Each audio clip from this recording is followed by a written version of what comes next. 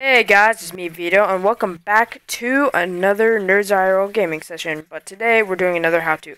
Now, I'll be showing you guys today how to get WinRAR and Fraps. Now, I'm going to tell you which each of them does. WinRAR is basically a file archiver. It makes it so you can open up inaccessible stuff, like files, for instance, and it also helps out when you're trying to make combine some things together. And Fraps is basically an FPS recorder, so if you have Bandicam, which is really bad in my opinion, I suggest you trade it for Fraps because Fraps is just better. That's a personal opinion though.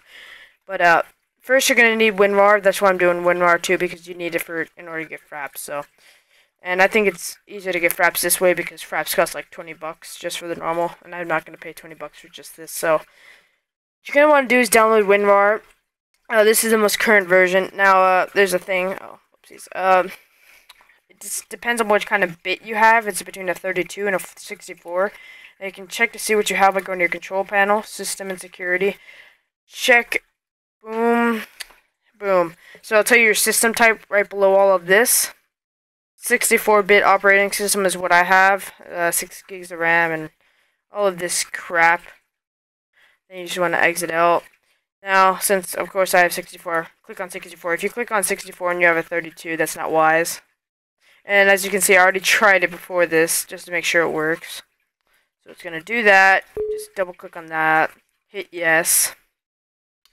Now it'll load. Now this will download and install WinRAR on your computer. Click next to it. Yeah, so this is just telling you what you're going to download. It'll tell you that there's a policy. Then you just hit next. Yeah, now, see, you can, this is kind of a thing, but I'm just going to hit skip all and just download this, period. I suggest you do that too, because it is a bit annoying to have random programs installed on your computer.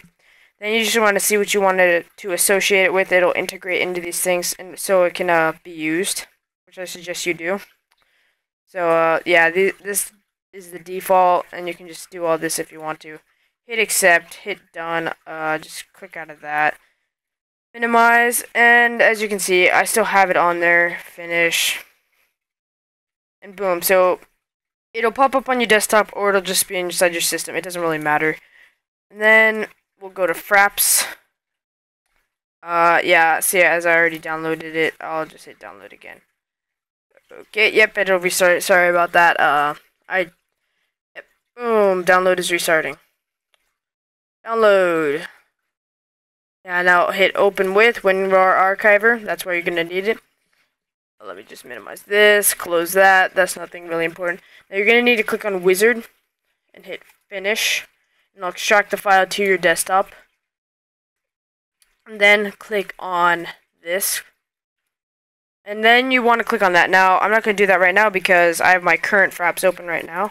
What it would do is it would shut it off, so it can replace it, because, you know, they basically have the same stuff, like the same program and stuff going on there, which results in a replacing of it, so I'm not going to do that at all.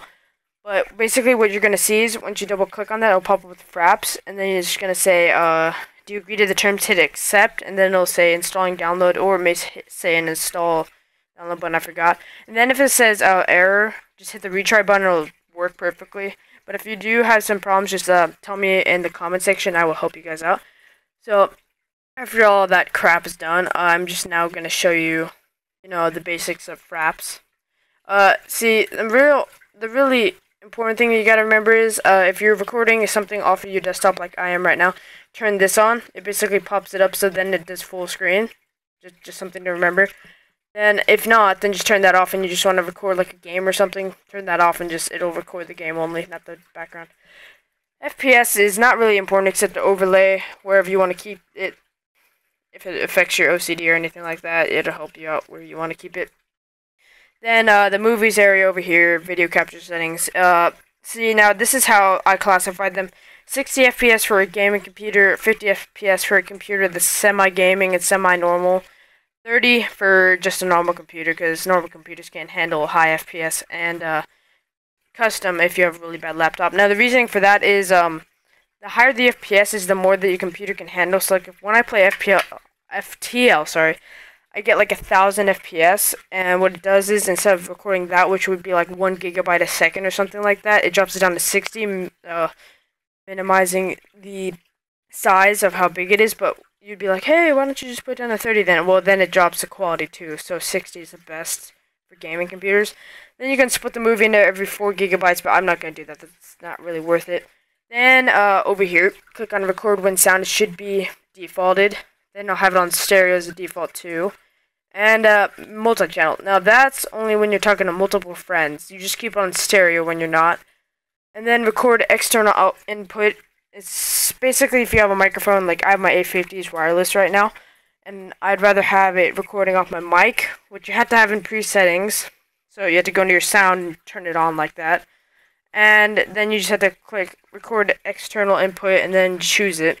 And then if you only want to capture your voice with at certain points, just click on this and choose a button, and it will record your voice then. So that's something just to remember. And then this is hide your mouse and the video. And then this stuff isn't really important. Screenshots, what file format you want it at, basic stuff. So that's pretty much it. I mean, it's really easy. I mean, if you guys have problems, which I don't think you would, but if you do, just ask and I can help. Next one that we're going to be doing is Photoshop, because first off, I've been wanting to get it, and second off, I'm pretty sure those of you who are artists out there would like to get it too. So yeah, that's just a thought. So thank you guys for watching. This has been another how-to with Veto, and yeah, I'll see you guys next time on Photoshop.